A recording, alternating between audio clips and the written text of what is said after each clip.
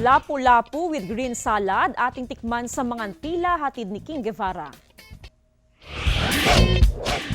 Ngayong hapunan, tayo na't matakam sa ipinagmamalaking healthy recipe na bidang codfish o lapu-lapu. Simple lang umano ang pagluluto nito ayon kay Chef Verhil mula Isabela. Sa isang mixing bowl, paghaluin lang ang asin, black and white pepper, bawang, bay leaves, paprika at olive oil. Yung mga napag-aralan ko sa ibang bansa, kumbaga ito na yung kinalaborate ko na dito sa aking dish na to. Kapag nahalo na ang mga sangkap, sunod na ipahid ito sa lapu-lapu. Pwede rin magdagdag ng hipon. Ihawi na ang lapu-lapu at hipon upang hindi ma-overcook. Tig 3 minuto lamang umano ang bawat side ng isda.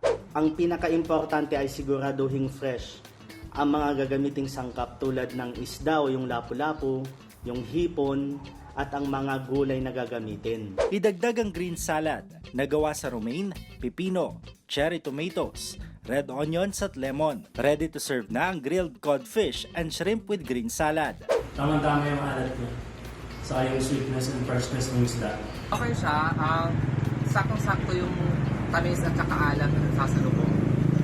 And good. King Guevara, Balitang Amianan.